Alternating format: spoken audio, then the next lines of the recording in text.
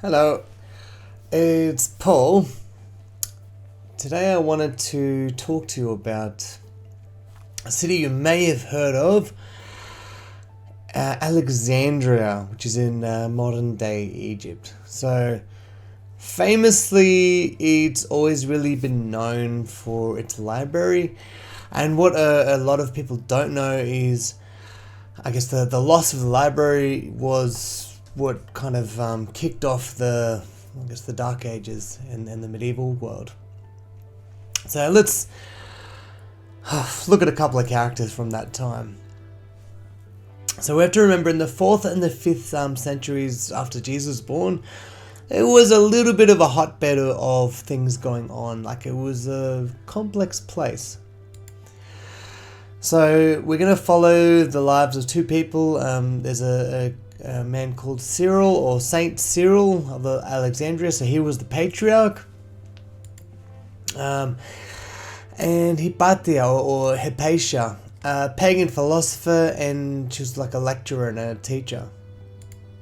So he had a few disagreements. So we're going to talk about who these people were, how they both had an impact on the world, and essentially what's going on today still that was relevant for back then. Because they affected you more than you might realize, I believe. But let's let the evidence talk. All right, let's first talk about Saint Cyril. So Cyril of Alexandria was born in the late 300s, I think 376 current era, and he was in a Christian family. So his uncle Theophilus was the patriarch of Alexandria before him. So essentially, Cyril was becoming the patriarch after him. So that happened in 412 current era, or after Jesus. So Cyril was really known for his idea that God and Jesus were fully divine and Jesus was fully divine and fully God, rather than him being it's like a break between the two. So it's an interesting way of thinking about things. And he strengthened that idea at Ephesus, which is in modern day Turkey now. That was about 15 years later. So Ephesus, he essentially he disagreed with a guy called Nestorius, who I won't go into detail now, but Nestorius was a guy who had a different idea. And he viciously disagreed with this guy, and essentially, things didn't work out for one of them. It asked that question of, is Christ divine and human? It's like, or are they separate beings? And that's a big debate that has been thinking long into the ages. So this whole situation is what got him canonized as a saint, because this is stuff that Christians believe to this day, or some Christians do. So essentially he was a character who was talking about things that would influence the Christian sect. But it's his life. Saint Cyril's life wasn't without controversy. So we'll look into what actually happened as well when he was first becoming patriarch. Because you got to remember, in Alexandria at the time there was power and control happening. Because since the 380s, the Christians were no longer getting thrown to the lions. They were now the lion's share of the religion in the Roman world. So let's have a look at a non-Christian called Hypatia or Hypatia. So let's think who she was. So Hypatia was probably one of the best scientists living in Alexandria at the time. So she was born, I think it was 20 years before Cyril. So she's an older lady. And she actually taught, it's like a whole bunch of people, like including Christians. So she wasn't universally hated by the Christians, as some people might suggest.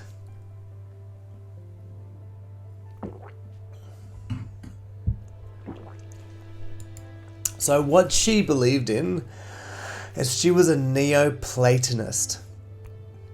So that essentially how do I explain this? So she was a philosopher. She also studied astronomy and taught astronomy, and she taught maths. That's a few different little things. She was the daughter to a man called Theon, who was a mathematician himself, and he actually trained her in the sciences. So she's essentially became a famous scientist in her day.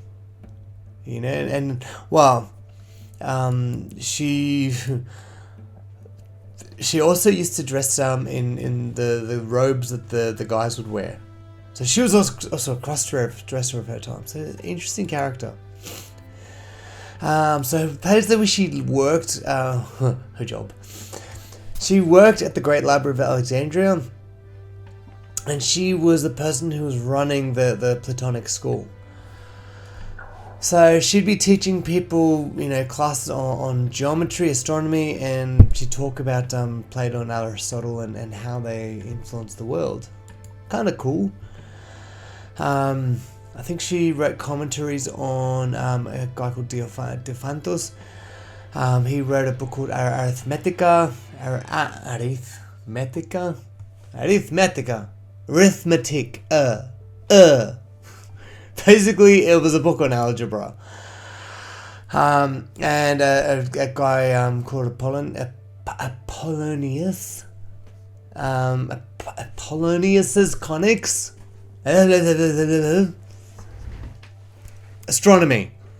It was astronomy, and Ptolemy's work. Ptolemy's. Almagest, I think it's called. Almagest. It basically talks about maths and astronomy. So I reckon she's getting the super nerd treatment, which is pretty cool. But unfortunately, many of her original texts have been lost to history. Because, the library, they lost a bunch of texts. I don't know how that happened, or maybe I do know and I'm angry about how it happened. But look, at least some of her things are remembered, and her students wrote about her because they're like, oh, she's pretty cool. Anyway, I wonder what a Neoplatonist was. So anyway. So a Neoplatonist is problematic for this time period because this is a person who didn't believe in God, in the Jesus God. Because this is, so let me think. She would have been about 20 years old when Christianity became the official religion of the Roman Empire. So, as a Neoplatonist, she believed in this thing called the One. It sounds like a very modern religion. I think we have it's the One, it's the universe, we all one. Maybe we all Neoplatonists, I don't know. Anyway, the One, formless power that is behind the universe. I wonder if Christianity got influenced by that idea as well. I don't know. I just like history. So anyway, the thing about Platonists as well is they were really big on ethics and morals and doing things, kind of just sitting in communion with the cosmos. So they weren't exactly, angry, vicious people who were causing problems. They were just trying to be chilled out and just learn stuff. I think this is the weirdest thing about her as well. She was a virgin. So basically a nun before nuns were a thing. I don't know if nuns were a thing at that particular time yet.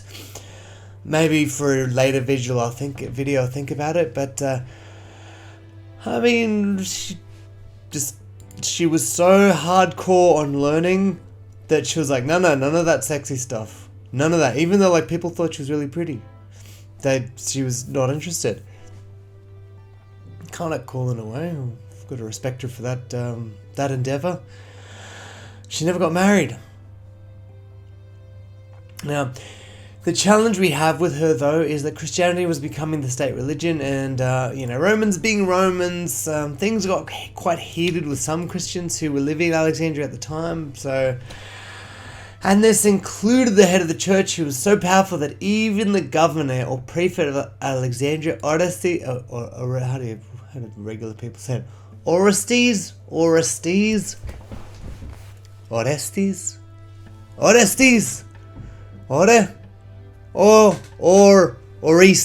I don't know. They're all too difficult to pronounce. We just need simple names like Smith.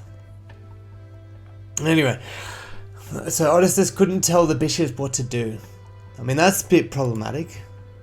So they were conflicting and fighting for a while. So what happened was the bishops, so Cyril and Orestes were kind of coming to a head over time. So it's political tensions. I guess, look, at the time, because Christianity was the main religion, what the bishop was saying had much more weight than it may have had before it was the state religion. So you got to remember, it was accepted now. So that means, what are the people who were not the state religion doing? So there was a bit of fighting, and there were basically violent mobs who would run around the city and get really angry and do awful things. So this is where it gets a bit hectic. So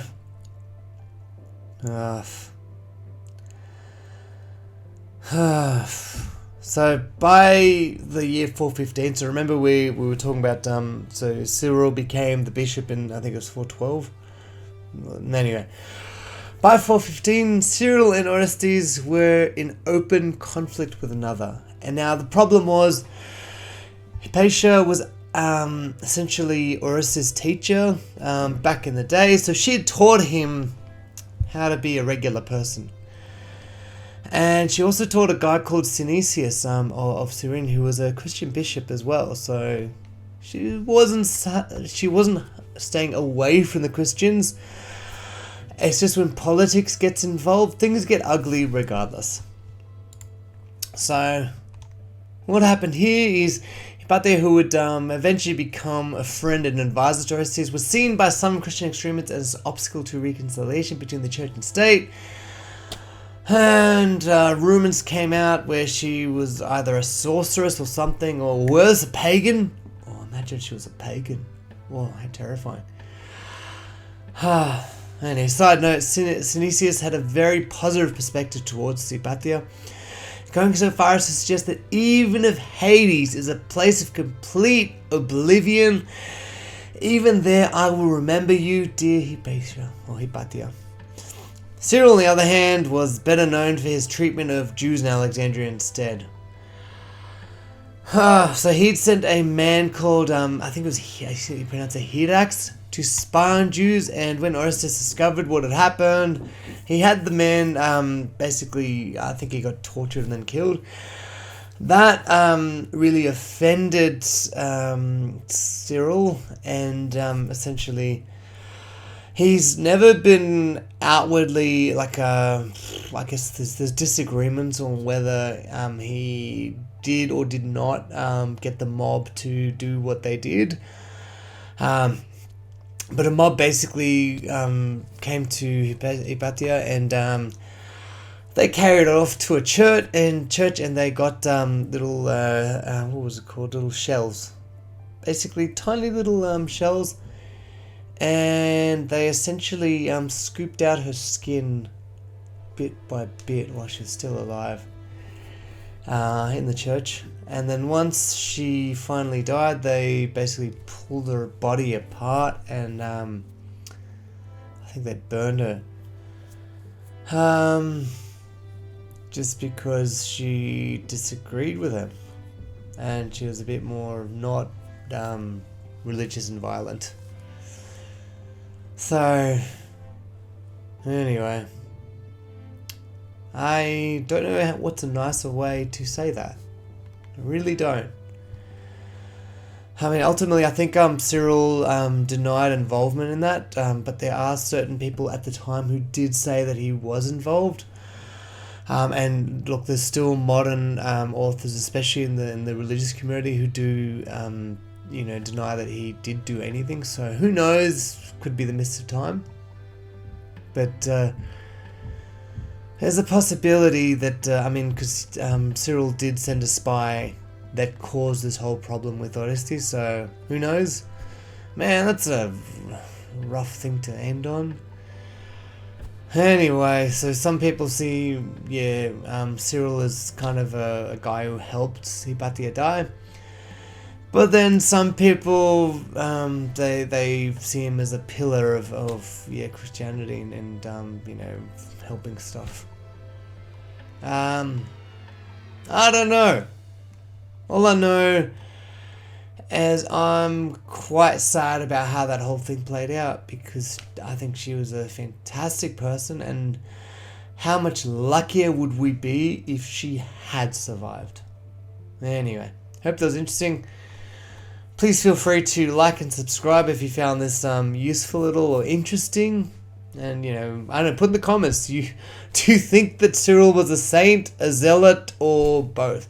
Was Hypatia a martyr for knowledge, or just caught in the political kind of crapstorm of what was going on at the time? Yeah, you tell me, and if there's something you want me to make, please comment. Thank you.